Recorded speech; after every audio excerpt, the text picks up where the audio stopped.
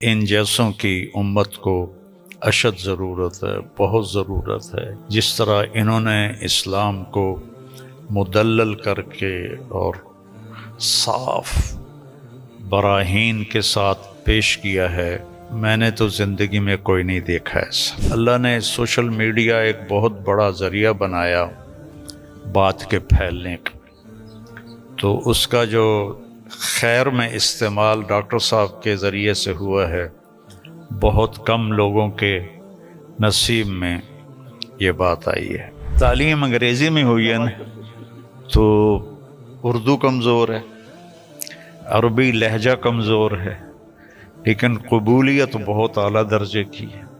ہدایت تو اللہ دیتا ہے، نبی بھی نہیں دے سکتے۔ ایک آدمی کا تیرے ذریعے سے ہدایت پہ آ جانا پوری دنیا کے مل جانے سے بہتر ہے۔ پاکستان ایک واحد ملک ہے پوری دنیا میں جو اسلام کے نام پہ الگ ہوا۔ اکثر دیکھتے ہیں ہم کہ سوشل میڈیا میں آپس میں تناؤ رہتا ہے، لیکن میں جب یہاں آیا تو جو محبت دیکھی میں نے، کافی خوش ہو گیا الحمدللہ۔ تو پہلے جب میں انگریزی میں تقریر کرتا تھا تو ماشاءاللہ سب مسلک کے لوگ بولتے ذاکر بھائی کی بات سنو۔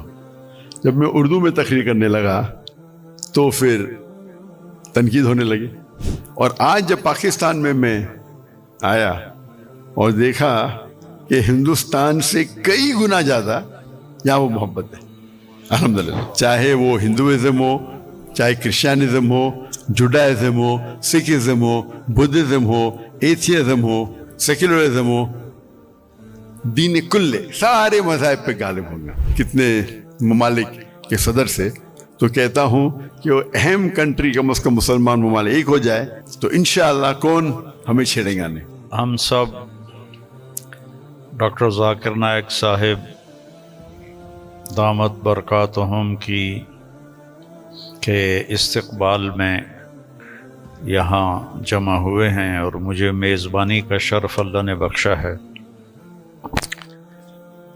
اللہ تعالیٰ نے ان کو جن صفات سے نوازا ہے وہ بتانے کی محتاج نہیں ہیں۔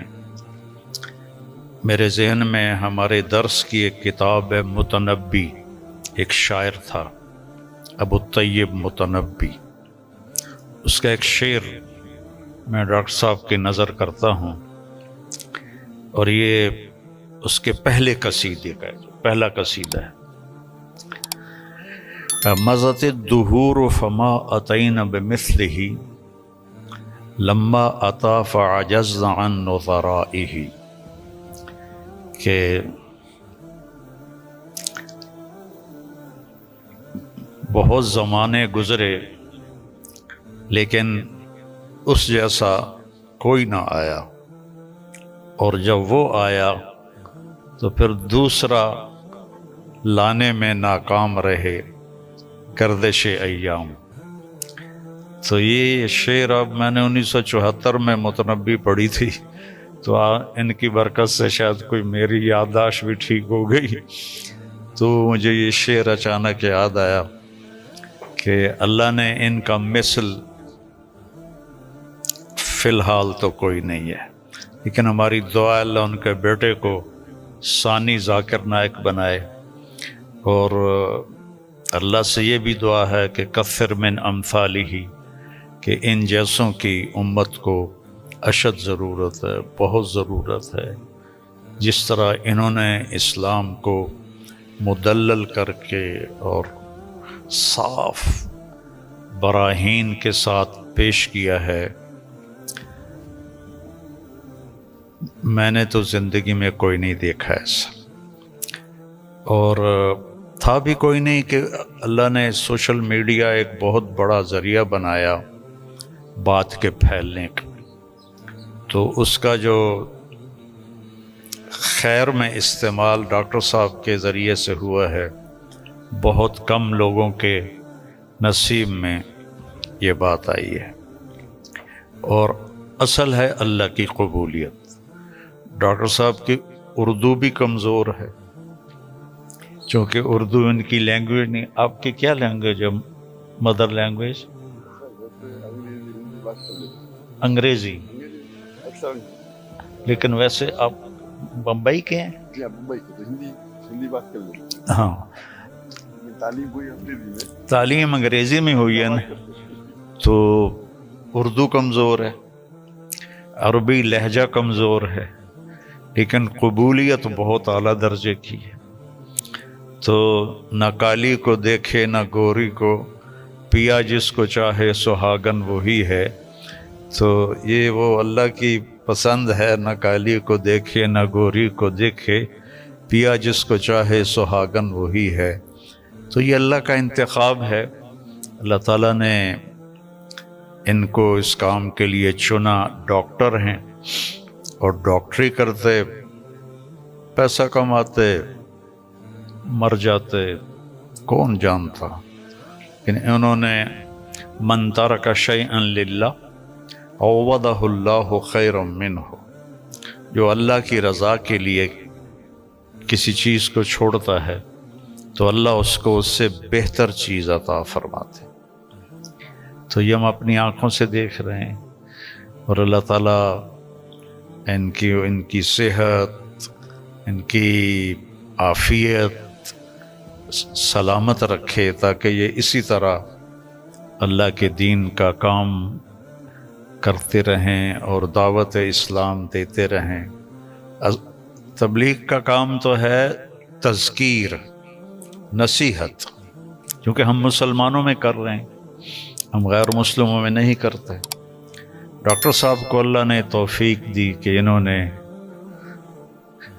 اہل باطل کو، اہل کفر کو اللہ کی طرف بلایا، اور کتنے لوگ ان کے کھاتے میں اسلام لائے، یہ تو قیامت کے دن نہیں پتہ چلے گا، اور ان کو تو پتہ بھی نہیں ہوگا، لیکن اللہ کے پاس تو ساری گنتی موجود ہے۔ اور لَأَن يَهْدِيَ اللَّهُ بِكَ رَجُلًا وَاحِدًا خَيْرٌ لَكَ مِنْ حُمْرِ النَّعَمِ یا خَيْرٌ لَكَ مِمَّا طَلَعَتْ عَلَيْهِ الشَّمْسُ۔ ایک آدمی کا تیرے ذریعے سے ہدایت پہ آ جانا، ہدایت تو اللہ دیتا ہے، نبی بھی نہیں دے سکتے، ایک آدمی کا تیرے ذریعے سے ہدایت پہ آ جانا پوری دنیا کے مل جانے سے بہتر ہے، پوری دنیا۔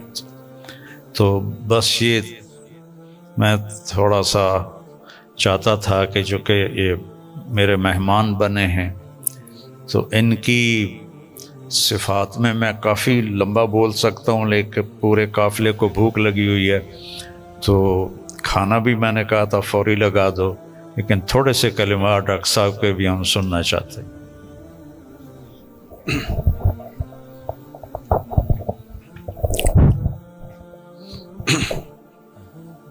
الحمدللہ والصلاة والسلام علی رسول اللہ وعلی آلہ وصحبہ اجمعین، اما بعد، ومن احسن قولا ممن دعا الی اللہ وعمل صالحا وقال انی من المسلمین رب اشرح لی صدری ویسر لی امری واحلل عقدۃ من لسانی یفقہوا قولی۔ میرے محترم مولانا طاری جمیل صاحب، میرے محترم مشائخ، میرے بزرگوں اور میرے بھائیوں، السلام علیکم ورحمۃ اللہ وبرکاتہ۔ جیسے کہ مولانا صاحب نے فرمایا کہ میری تعلیم انگریزی میں ہوئی ہے، تو ظاہر ہے کہ اس اردو تقریر میں غلطیاں ہوں گی، تو امید رکھتا ہوں کہ آپ اس غلطیوں کو نظر انداز کریں گے۔ الحمدللہ میں کئی سالوں سے پاکستان آنے کی تمنا رکھتا تھا، کئی سالوں سے، اور اللہ نے اسے اب پورا کیا۔ 11-12 دن پہلے میں پاکستان میں آیا الحمدللہ، اور آج میں لاہور شہر میں آیا، اور میری تمنا تھی کہ مولانا طاری جمیل صاحب سے ملوں۔ ملاقات پہلے ہو چکی تھی ان سے، مکہ میں ملاقات ہوئی تھی، لیکن اپنے شہر میں ملنے کا کچھ الگ لطف ہے۔ الحمدللہ آج مجھے بہت خوشی ہو رہی ہے، اور جب میں پاکستان میں آیا تقریباً 11 دن ہو گئے، مجھے بہت خوشی ہو رہی جو جذبہ پاکستانیوں کو دیکھ کے۔ الحمدللہ میں ان کا جذبہ تو باہر دیگر مذاہب میں دیکھ چکا ہوں، جب ملاقات ہوتی ہے گلف کنٹری میں، چاہے Dubai who, Saudi who, Qatar who, Kuwait who, you کے ہو، لیکن الحمدللہ اور مجھے لگتا ہے کہ جو پوٹینشیل ہے پاکستانیوں کا وہ بہت ماشاءاللہ بہت ہائی ہے. اور پاکستان ایک واحد ملک ہے پوری دنیا میں جو اسلام کے نام پہ الگ ہوا، واحد ملک. تو ہمیشہ پاکستان سے امید رہتی ہے. اور اب آنے کے بعد جو پاکستانیوں کی محبت دیکھی اور جو ان کا جذبہ دیکھا، باہر تو دیکھتا تھا، پاکستان آ کے ماشاءاللہ دل بے حد خوش ہوا. اور جتنے مدارس میں ہم گئے، چاہے کراچی میں، چاہے لاہور میں، الحمدللہ اکثر دیکھتے ہیں ہم کہ سوشل میڈیا میں آپس میں تناؤ رہتا ہے، لیکن میں جب یہاں آیا تو جو محبت دیکھی میں نے، کافی خوش ہو گیا الحمدللہ. اور میں ہمیشہ کہتا ہوں کہ بمبئی میں جب میں نے سلسلہ شروع کیا تھا کہ ہمارے پیس ٹی وی کے لیے کانفرنس جب کرتے تھے تو ہم ماشاءاللہ دیگر مذاہب کے وہاں جب ہم ڈبیٹ کرتے تھے، لیکن جب مسلمانوں کا کانفرنس رکھتے تھے ہم تو دیگر مسلک کے لوگ کو بلاتے تھے. اور جس طریقے سے پاکستان کا ماحول ہے ویسا ہی ماحول آپ دیکھیں ہندوستان کا بھی کچھ حد تک ہے.